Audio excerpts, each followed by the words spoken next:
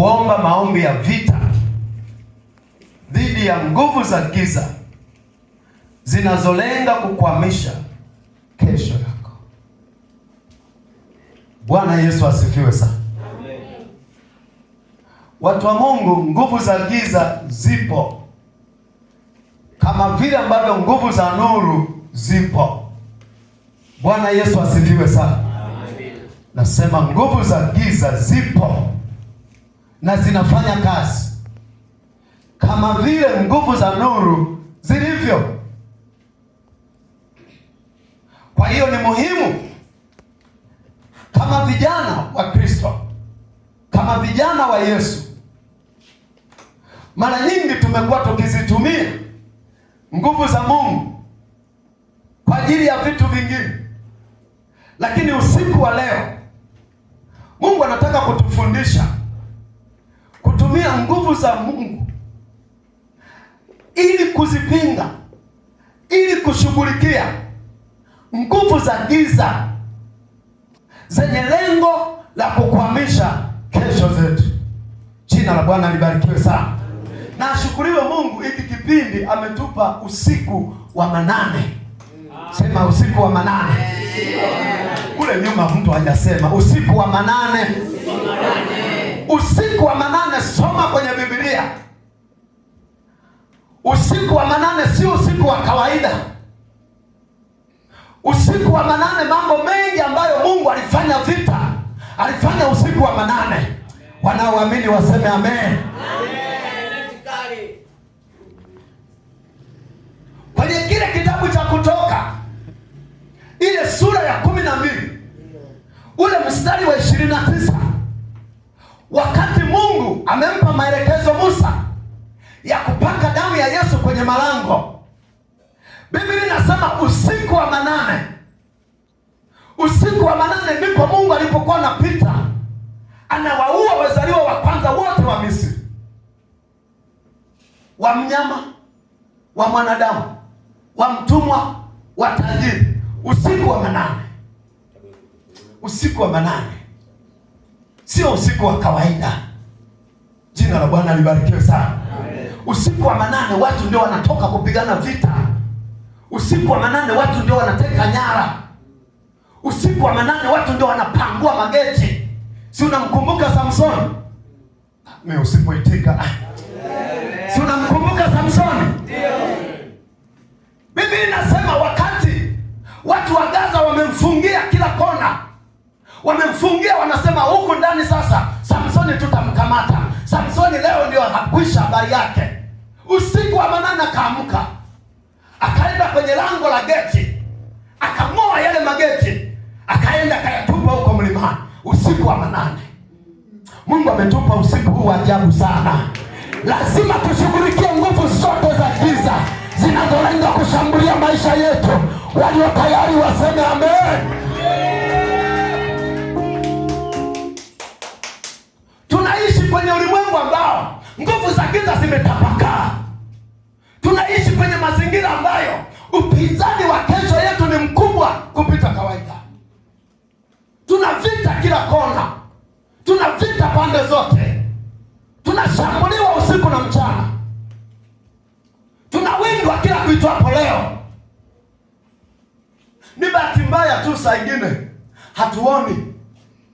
Neema ya Mungu inatuvusha, lakini tunawindwa kama vile wawindaji wanavyowinda wanyama. Hatupaswi kujisahau hata dakika moja. Shetani yupo kazini, lengo awabane watakatifu wa Bwana, awabane watoto wa Mungu, awabane vijana wa Kristo, ili wajute, waone kumtumikia Bwana hakuna faida, waone maisha haya ni bora wakajiuze, ni bora wakafanya vitu vingine, lakini sio kukaa kwa Kristo. Hizo nguvu za giza lazima tuzishughulikie usiku wa leo, lazima tuzishughulikie. Mungu ametupa usiku wa leo ili tushughulikie. Haleluya, watu wa Bwana. Nina mambo kama matatu hivi nataka niaweke mbele yako. Jambo la kwanza, kesho ya mtu ina vikwazo, ina vizuizi vinavyozuia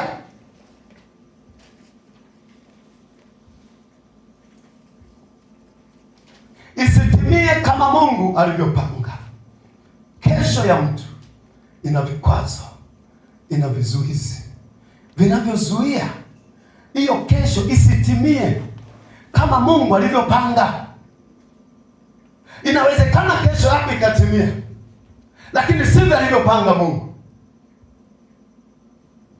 Inawezekana tukafikia maisha ya kesho zetu, lakini sio kwa standard ambayo Mungu alitukusudia. Na hiyo ni mbaya sana, ni hasara kubwa sana. Haleluya, watakatifu wa Bwana. Amen. Wakati mtumishi wa Mungu anafundisha hapa, ameeleza habari ya yule kijana. Ni habari ya kusikitisha sana. Angalia kijana ambaye ameshatolewa mpaka unabii juu ya maisha yake. Haleluya, mtu wa Mungu. Hebu inuka basi, usiiname sana. Huyu mtoto ameshatolewa mpaka unabii. Ametolewa unabii, atakuwa hivi, atakuwa mtu mkubwa, atakuwa wangazi hivi, atakuwa mtumishi mkubwa. Lakini angalia jinsi ambavyo wakati unabii unatolewa, shetani na mwenyewe anajipanga jinsi ya kuhakikisha huo unabii hautimii, jinsi ya kuhakikisha huyu mtu anaishia njiani, hafikii kwenye kesho yake. Hapo hapahitaji mchezo, hapahitaji maombi ya kawaida, hapahitaji rasharasha, panahitaji maombi ya vita. Kuifikia kesho iliyopangwa na Bwana, tunahitaji maombi ya vita na watu walio tayari kupigana, watu ambao sio waoga, watu ambao hawatanyamaza, watu ambao hawatakaa kimya. Haleluya vijana. Mungu ametupa nguvu ili tuzitumie kutengeneza kesho zetu. Amen. Mungu ametupa vijana wazuri, lakini adui anatusagia meno. Anasaga meno kwa ajili ya vijana, anasaga meno kwa ajili ya kundi la Kristo. Lazima tupate nafasi ya kuomba, tuingie kwenye ulimwengu wa roho, tushughulike huko. Pangua vikwazo, pangua mikwamo, pangua vizuizi, pangua. Visipopanguliwa vitaendelea kuwepo, lakini akiinuka mtu wa kupangua, mimi nataka nikwambie vitapanguka, vitaondoka, vitaondolewa njiani. Hayo mawe yaliyotandazwa ya kwamba hautavuka, mimi nataka nikwambie ukisimama na maombi ya vita, hayo mawe yataondoka. Yapende yasipende, yataondoka. Wanaoamini waseme amen. Amen. Ndio. Waombaji wengi tumekuwa wakaji kimya. Tumekuwa na maombi ya kawaida mno kuliko vita tulionayo. Tumekuwa na maombi mepesi kuliko changamoto zilivyo. Changamoto zimesimama kama mlima. Sisi tunaomba kwenye simu, sisi tunaomba YouTube.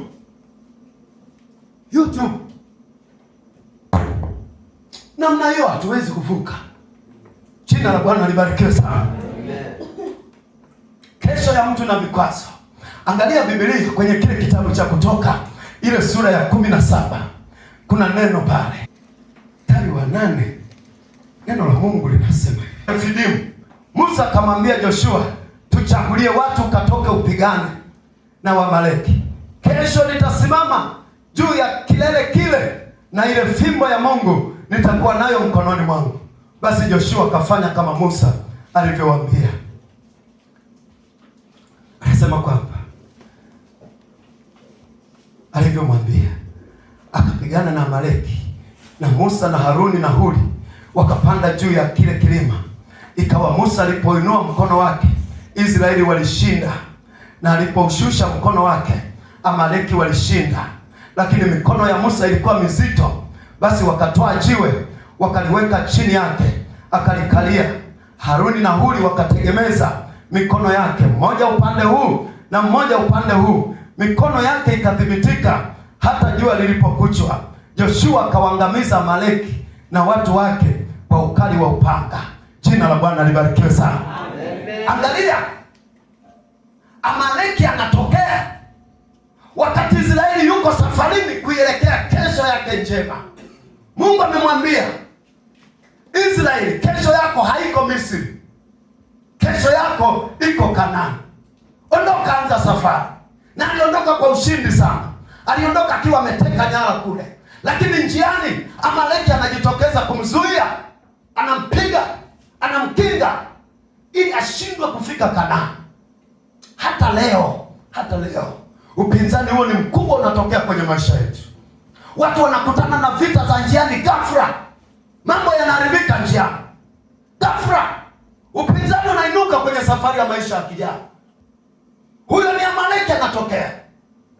Huyo anatakiwa kufanyiwa kama kitu alichofanya Musa. Biblia inasema akaamua kwenda kupanda mlimani.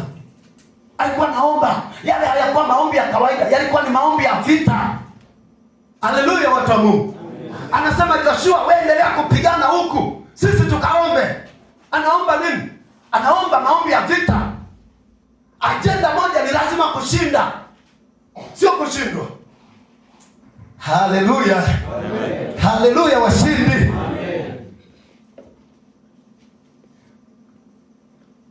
Twende pointi ya pili. Maombi ya vita yanaamsha nguvu za Mungu ziingie vitani. Maombi ya vita, unapoamua kufanya maombi ya vita, yanaamsha nguvu za Mungu ziingie vitani kukusaidia. Huo ni usiku wa manane. Sogelea jirani yako, pongeze kidogo, mwambie hongera. Hongera. Jamani, pongeze. Pongeze kidogo, mwambie hongera.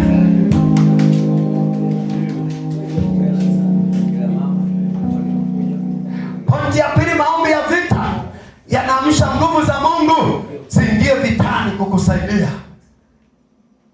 Unapoamua kufanya maombi ya vita, maombi makali, maombi ya moto dhidi ya hizi roho, unaamsha nguvu za Mungu ziteremke, ziingilie kati, zianze kufanya kazi kama Mungu anavyotaka.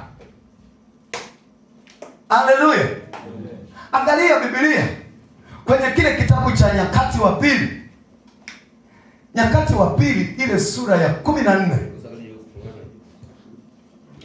Nyakati wa Pili mpaka ule wa 11. Nyakati wa Pili sura ya 14 ule mstari wa 10 mpaka wa 11. Ngoja nianzie wa 9. Neno linasema, kisha akatoka juu ya Zera Mkushi mwenye jeshi elfu na magari 300, akaja Maresha, akatoka Asa Amlaki, wakapanga vita Maresha bondeni mwa Sefata. Naye Asa akamlilia Bwana Mungu wake akasema, Bwana, hapana kuliko wewe Bwana Mungu wake. No. Naomba nirudie 11. Naye Asa akamlilia Bwana Mungu wake akasema, Bwana, hapana kuliko wewe aliye wa kusaidia kati yake yeye aliye hodari na yeye asiye na nguvu. Utusaidie e Bwana Mungu wetu, kwa kuwa sisi twakutegemea wewe, na kwa jina lako tumekuja juu ya jamii kubwa. E Bwana, wewe ndiwe Mungu wetu, asikushinde mwanadamu.